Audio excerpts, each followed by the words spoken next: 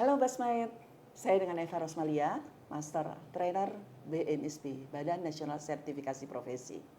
Saya mau infokan kepada teman-teman yang ingin mau menjadi trainer, sekarang ini ada jabatan baru loh di industri, yaitu trainer.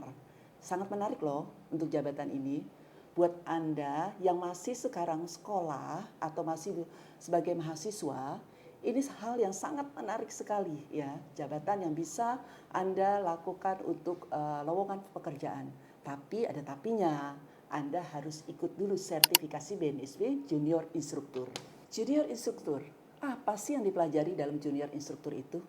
Junior Instruktur nanti akan dipelajari mengenai bagaimana kita bisa tampil menjadi seorang trainer di depan kelas, yaitu dengan melakukan face to face.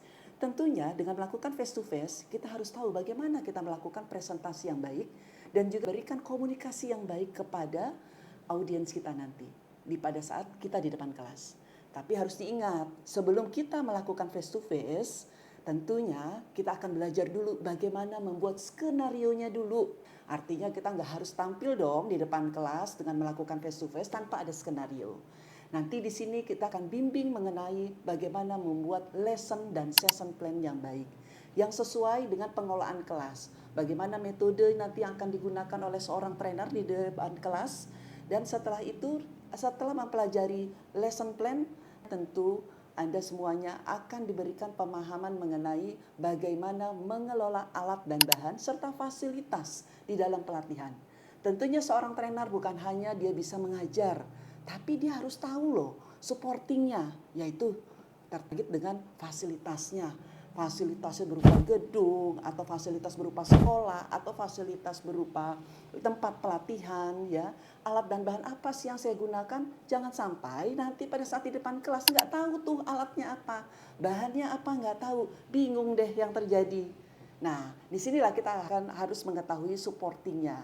Lalu bagaimana kita menjalankan pekerjaan kita?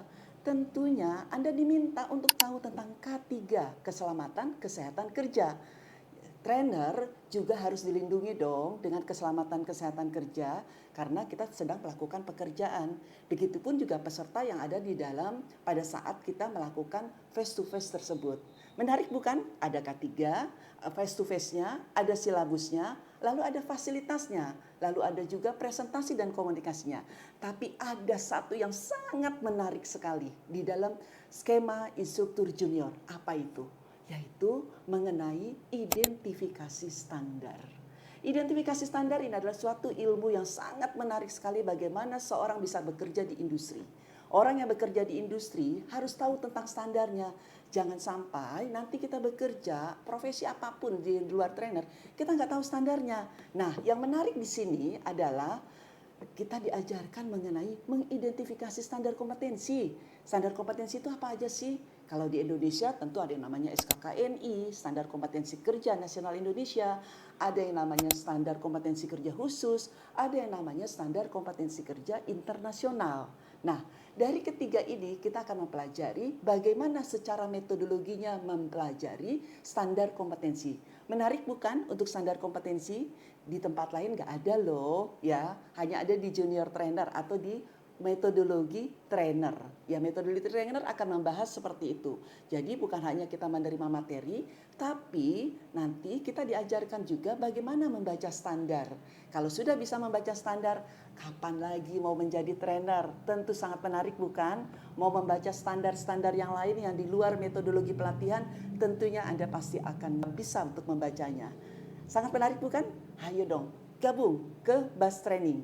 Di BAS Training nanti akan didapatkan apa yang tadi saya sampaikan semuanya dengan metode pelatihan bisa melalui dengan digitalisasi LMS atau secara online ataupun melalui offline atau melalui blended learning. Silakan datang ke BAS Training Center. Salam kompeten.